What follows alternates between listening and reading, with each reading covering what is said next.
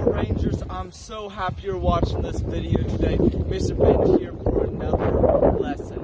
So today we are going to be going over an Easter lesson because I know we can't all meet together, which is really sad, but y'all can still enjoy this lesson through this video. So real fast, what we're going to be talking about is the missing piece. So before we go any further into the story and into the lesson, I have a Bible verse for y'all. And it is, if the wind will stop blowing my paper, Matthew 28, 5 and 6. It says, the angel said, you are looking for Jesus. He isn't here. He has been raised from the dead. We celebrate Easter because Jesus rose from the grave. We celebrate Easter because even though the Roman soldiers thought that they could get rid of Jesus and throw him kill him on a cross and throw him in a tomb, they thought they got rid of him. But we celebrate Easter because Jesus rose from the dead, and that is absolutely awesome and amazing. Now, I have a question for y'all.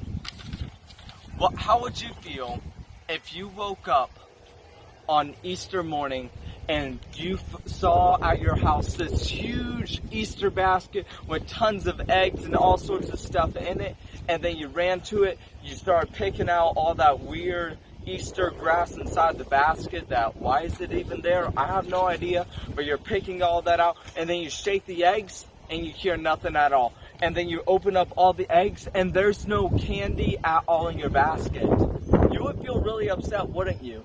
You would feel like there was a missing piece inside your basket. You would feel like something was missing, and that would make you feel really, really sad. Today we're talking about missing pieces, and this missing piece though, it's a lot more important than missing out on candy or toys inside your Easter basket. This missing piece, I'll give you a hint. It's about the one whose Easter is all about. So, real fast, I'm going to go ahead and tell y'all a Bible story. In the Bible story, it is Jesus is alive. So, going to tell you real fast. So, Jesus, he did his ministry on earth for 30 years, or would start his ministry rather at the age of 30, and then he only did his ministry for 3 years. That's crazy. He lived to 33 years old, preached for 3 years, and made such a huge difference on his earth. So Jesus, he had this group of friends, these people that followed him around called his disciples. And to these 12 disciples, Jesus was the most important thing to their life. They probably wouldn't know what they would do without Jesus. But then one day, their entire life changed. One day, the Roman government, the Romans and the Jewish people, they decided they didn't like Jesus. And they went and they had Jesus arrested.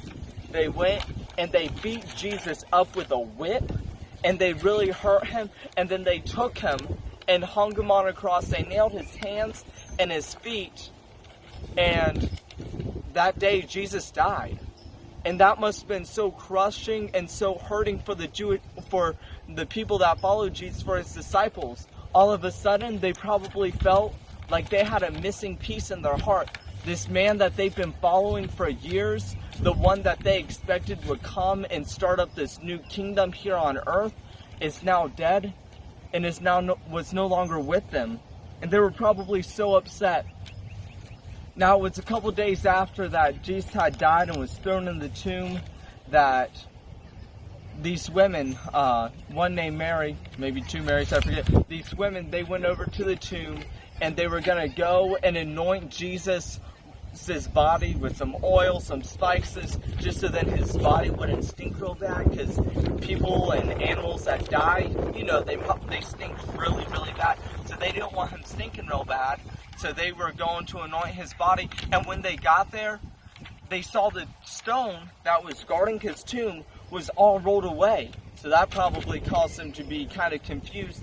Then they looked inside, and they saw something was missing. Jesus' body was missing from the grave. And when they looked closer, all they saw in there was Jesus' grave clothes all folded up. And they were probably super confused. They're like, oh no, who stole Jesus' body? And they were probably so upset. But then an angel appeared to them, and said, hey, you're looking for Jesus, but Jesus isn't here. Jesus rose from the dead. And all of a sudden, they were super excited. They were like, what? Jesus rose from the dead? He's not dead anymore? So then they ran back over to all the other disciples shouting, Jesus is alive. Isn't that amazing? And they told him, then Jesus showed himself over the next 40 days to his disciples and to tons of other people to show that he was alive. So that missing piece in their hearts, it was filled because Jesus was alive. Jesus didn't stay dead. So now that brings us over to our lesson now.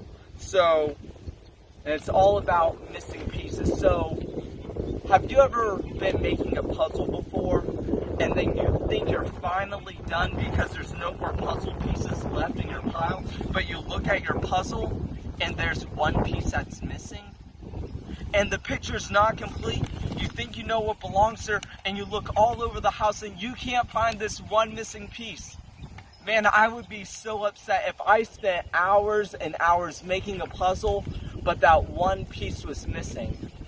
Now, you know, in everybody's life, everybody starts off life with a missing piece inside their heart.